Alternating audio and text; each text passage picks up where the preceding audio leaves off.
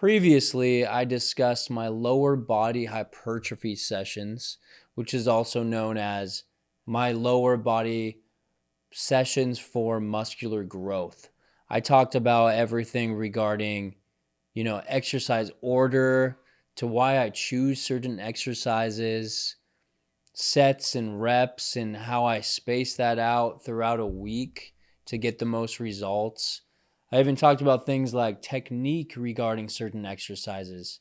I talked about technique. I talked about safe alternatives in case maybe you don't have access to a certain lift.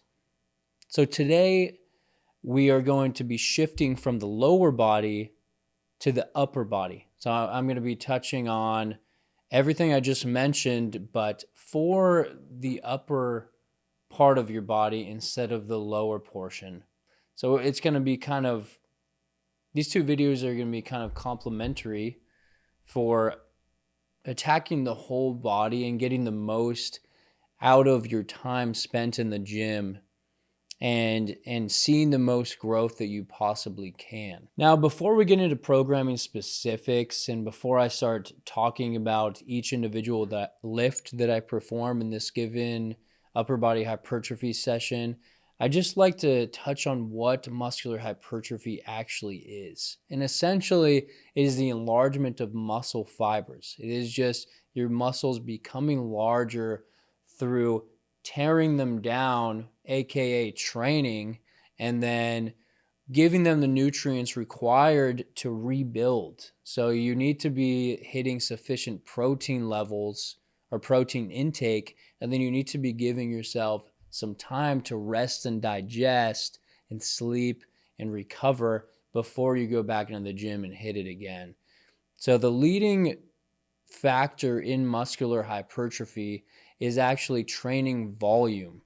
It's the amount of sets times reps times weight that you are performing throughout time. And we usually do this by a given week. So you want to be hitting around like 15 or more, upwards of 25 sets per body part per week. And throughout these sets, I am taking each set at least 0 to 3 reps shy of muscular failure, because if you're not actually stressing the given muscle, then you may as well not even be lifting. I mean, you're still getting some benefits from actually lifting, but if you want muscular hypertrophy, you have to be taking that muscle very close or to muscular failure, or else it's not going to see a reason to adapt and grow and get bigger and stronger. So those are kind of like the key programming principles that you need to be putting into place. One, make sure that you're hitting the previously mentioned volume requirements. And then two, make sure that your intensity is high, that you're getting close to failure. Okay, so without further ado, let's get into the first lift of this particular lifting session, which is going to be the chest supported T-bar row. Now, I really like starting my upper body days with back because it's good to prime your back before you do your pushing movements. It provides a stable base for those pushing movements so that you can get the most out of your lifting as a whole. So that's why I start with back. But why am I starting with this particular movement? Well, when you are training for muscle size, there's really two main things that you're looking for out of each lift, and that's going to be stability, because if you're not stable, then you can't produce the maximum amount of strength and power output. So you need stability to be able to increase that volume, increase that intensity. And beyond that, you also want adequate loadability. You want to not only be having a stable base where you can focus in on that particular muscle group, but you also want to be able to progressively overload. That's, increase the weight and the reps over time to continue to increase that stimulus for growth. So with the chest supported T-bar row, since you're very stable, your chest is locked into place. You're also plate loaded, so you can progressively overload that easily to a very high degree. And then you also have multiple handles, so you can kind of pick where you want to be hitting the back in this particular case. So that's why I really like that exercise. Another reason why I really like it is because in a lot of back developers, back movements, you're going to be using other muscle groups. For example, a barbell bent over row is really using the core because you're having to stay bent over. Your core, your grip strength, these can be a limiting factor and they can fatigue quicker than your back. And after all, we're trying to fatigue the back. And if you can't fatigue it to a maximum degree, then you're not going to be able to enforce the most muscular hypertrophy possible. Some substitutes for this exercise are just any exercise where you have that loadability and you have that stability that primarily focuses on a horizontal rowing motion for the back. So this could be like a machine row, a plate loaded row, anything like that. Okay, after this exercise, I move on to a horizontal pressing movement. So we just did a horizontal rowing movement. So now we are going to move to the anterior portion of the body with a pushing movement. And I really like the incline dumbbell bench press. And the reason why I prefer an incline over a more traditional flat bench press is because a lot of people have underdeveloped upper chest, which is the clavicular portion of the pectoralis muscles. So since they have that really underdeveloped, and most people don't really have a problem with the other portions of the chest, I think that it's just a good idea to mainly focus on an incline pressing movement because that's going to hit the clavicular head of the pecs to a much larger degree. And another thing is whenever you're doing a horizontal pushing movement like that, you're going to be hitting the whole entire portion of the pecs regardless. No matter what plane you're actually pushing in, you're going to be hitting it to the maximum degree. So why not focus more on the clavicular head of the pecs rather than the other portions? I don't see why not. So that's one of the reasons why I'm doing this exercise. What other reasons do I have to be doing this particular exercise? Well, everybody's individual anatomy is a little bit different, and therefore dumbbells are a great way to facilitate growth for your particular anatomy. And the reason for this is because you're not just locked onto a barbell or something where your hands can't move. With a dumbbell form of exercise, it's much more dynamic. You can kind of, twist and turn wherever your body really wants to go. So it's a lot more freeing. Another aspect is because you can get a much greater stretch with it, which is a great way to get additional hypertrophy. So getting that great stretch versus a barbell where it's going to be hitting your chest before you can get as far down deep as you possibly want. So that's why I think that this movement is a great, great exercise for the upper portion, but the whole entire pecs as a whole. So in terms of how you should be performing this given lift, I think that one of the greatest benefits is that you can perform adduction of the shoulder joint. So you can kind of go across the midline of the body, or at least close to it. So when you're performing this, make sure that you are kind of touching the dumbbells at the top, because that is going to provide a greater contraction on the chest and thus more growth over time. So make sure you're doing that. Make sure that you have a good tempo. Control the eccentric or the lowering phase, explode on the concentric, get a deep stretch. And then in terms of replacement exercises that you can do just in case you don't have access to this particular lift, I think that any incline horizontal pressing movement is going to be a great option. I really like the ones where they are converging, but if you don't have access to that, I substitute like a Smith machine or a barbell or something, or just a regular machine is going to be a decent option. Next, we're going to a vertical pulling movement. And the reason why I like to do a horizontal and a vertical pull is because a horizontal is more for back thickness. It's developing your rhomboids and mid traps and such, versus a horizontal pull is more for width because it is developing your lats to the most or greatest degree. And the reason why I'm choosing a lat pull down instead of something like a pull up or something like that is because a pull up or a chin up is much more fatiguing to your muscular system as well as your central nervous system. So therefore, I would prefer to start with that. But since we started with the chest supported T-bar row, I'm just going to be hitting this to add in some additional stimulus without fatiguing my body too much. Because if we're fatiguing it too much, then we're not going to be able to hit the plethora of other exercises that we are going to be attacking this day. So you'd be, at a loss. You'd be suffering. The rest of your workout would be suffering, in other words. And therefore, I'm choosing the lat pull down. Another reason why I like this exercise is because of the stability component. You're locked into place. You are also allowed a lot of freedom in terms of the grips because, pretty much every gym, they have multiple lat pull down attachments. So you could do like a neutral grip. You could do the traditional grip like I'm performing here. There's the V handle if you want a closer grip. So you can really get creative with the grips that you're performing. And depending on how far you're leaning back or forward, you're going to be hitting the lats more or the upper back to mid back more. So you have a lot of options. So the movement is never really stale.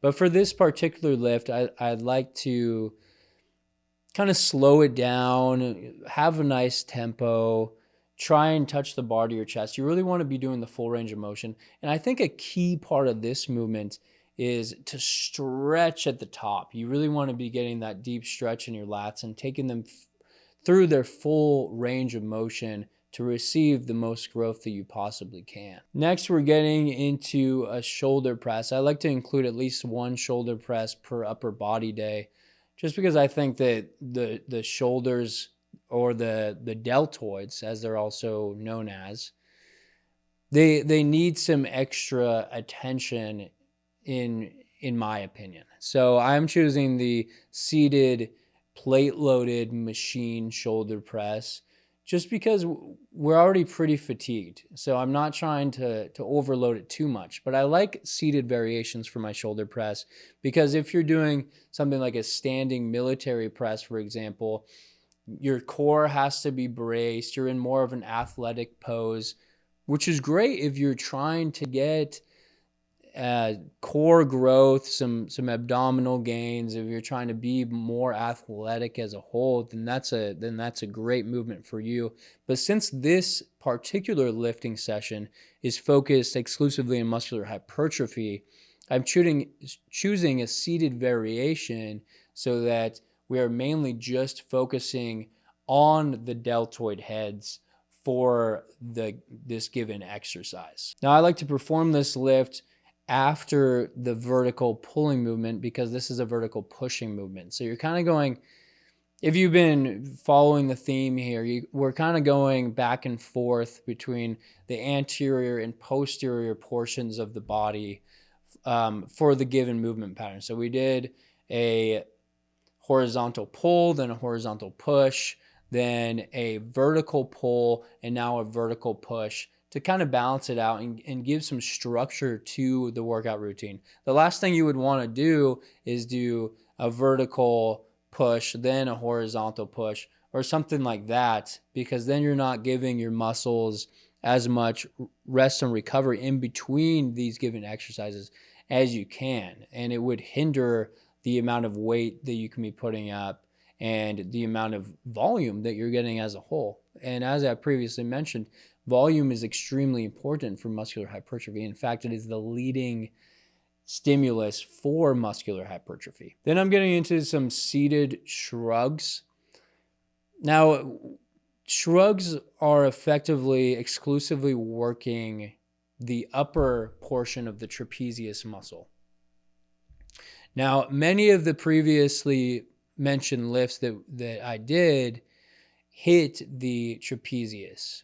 Any pulling movement hits the trapezius, except it doesn't really hit the upper portion of the traps. When you're doing the incline pushing movement and the shoulder pushing movement, we are hitting the traps to some degree because we're kind of shrugging while we're pushing, except we're not focusing on it in particular. So I think that adding some focus on the upper trapezius is the way to go if you're trying to get an overly, well-rounded physique. So here I'm just doing the seated plate loaded shrugging movement, but any movement where you're shrugging up and down and you're just working on the trapezius, the upper traps, is going to be great for this movement. If you lean forward a little bit and kind of shrug back, then that is going to be getting a larger portion, but don't obsess too much about the angle. A good alternative could be a standing dumbbell shrug if you don't have access to anything. You could do a Smith machine shrug. You could do a barbell shrug. There's many options. You could even do a cable shrug if you want. Something that is a must for me is having straps in my gym bag and using straps while I'm doing my shrugging movements. And I really like straps because a lot of the times your grip strength is going to give out before your upper traps give out. And that's just the nature of the stronger muscles. Now maybe somebody has a stronger grip than their upper traps, but not me. So I like to use straps, and then you can do some force reps at the end, some partial reps, do a drop set, get some intensity techniques in there. So along with this exercise, I am pairing it with the back extension exercise. This is simply to save time. I prefer to couple the back extension with some sort of like cable crunch or something like that. So you're hitting the front portion of the core as well as the back in one well done superset. But here, since my gym, they're located next to each other, I'm just going in between the back extension and the shrugging movement just to save time. Next, I'm getting into some cable flies. I start with the traditional chest fly. And the key takeaway for this movement is you want to be getting a maximum stretch at the lower range of the motion. And then as you go across, try and straighten your arms out a bit and then go past the midline, do adduction through the midline of your body, and then go past the midline and rotate your hands, which one leads each time to prevent muscle imbalances. This is going to provide the greatest contraction that you can possibly get on your chest muscles, while also providing a great overload and burning potential. And I liked adding some flies at the end because flies are not too fatiguing and they're a great way to add additional volume without kind of hindering your progress in a way. So we're starting with the chest fly, and then I get into the cable lateral fly. And the reason why I'm specifically focusing on the lateral head or the side deltoid is because through all of our pressing movements, we are hitting the front portion or the anterior portion of the deltoid to the maximum degree. So this is already super fatigued, but the lateral deltoid has barely been touched if you think about it. The only time that we really touched it was with the shoulder press. So that's why I am adding some additional volume to the lateral head of the deltoid. And, this is the primary muscle responsible for width to get that wide V taper look. So that's why I am particularly, hitting this in isolation. And then after that, we go to the rear delt fly. And I love this exercise for the rear delts. In fact, it is my favorite one. It just feels really, really good. And this is one of the only exercises where I can actually feel my rear delts working a lot of the times. But I love this one. And just like with the lateral raise, the cable lateral raise, you're hitting your rear deltoid a lot of the time with your pulling movements, except you're not really isolating. You're not really hitting it to a large degree. So adding in a fly on top is a great way to ensure progress for that particular muscle group. Okay, next I'm performing the unilateral overhead cable tricep extension. I know that's a mouthful, but I really love this exercise because any movement where you're doing a tricep extension above your head is going to be enacting all three heads of the tricep to the maximum degree. So you're going to be getting a lot of bang for your buck. Now, that doesn't mean that I exclusively do overhead tricep work. I also perform things like push down or across the body tricep extensions, because it's nice to add different angles to your roster of exercises. You don't want to just be doing the same movement over and over, because then your body is going to adapt. So you want to be adding some new reasons for growth. They used to say shock the muscle, and while we're not particularly going for that, we are wanting to add some new and fresh stimulus. So I really like this exercise. And another reason why I like it is because we are doing it unilaterally. So you can focus on each tricep muscle at a given time, and this will prevent things like muscle imbalances. In fact, in my training program as a whole, I like to sprinkle in some unilateral work here and there just to ensure that we're not, giving one side of the body emphasis over the other. So I think that this is a great movement. It also provides a huge stretch on the triceps, which I previously mentioned is a cornerstone for growth. And since I have already done a ton of pushing work, my triceps have already been hit a lot. They're already very fatigued. And therefore, I'm only adding in one tricep isolation exercise at the end just to ensure that we're getting the tricep growth that we want. Okay, so next I'm going into some bicep curls. Since, we don't just want to hit triceps, we want to get the full arm. So I'm going into some barbell bicep curls.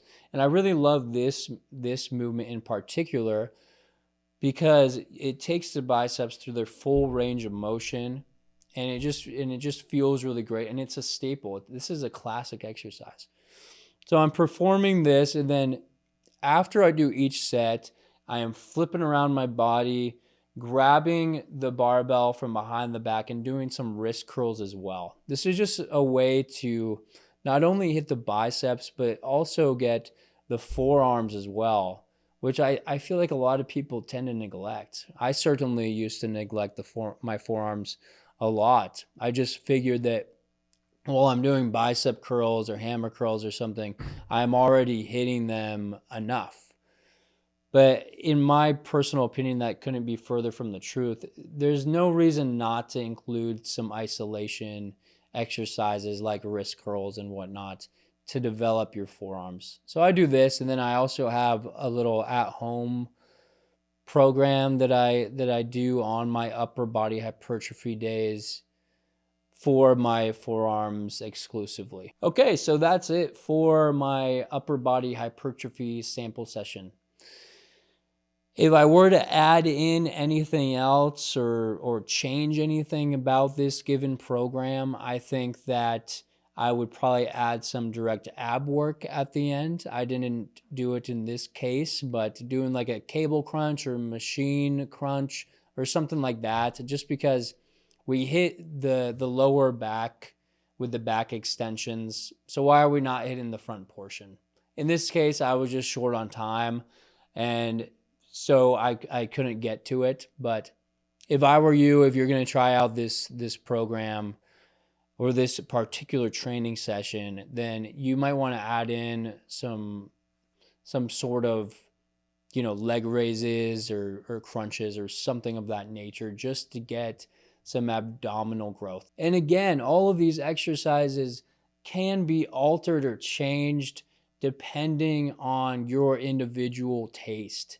If you don't like a certain exercise that I'm performing, change it. Do something different. It's what I love about the gym is that you can get creative with your training if you know what you're doing. So I hope that this video has provided you guys the tools and the insight into hypertrophy training and allows you to get creative in the gym and really start having more fun with your training.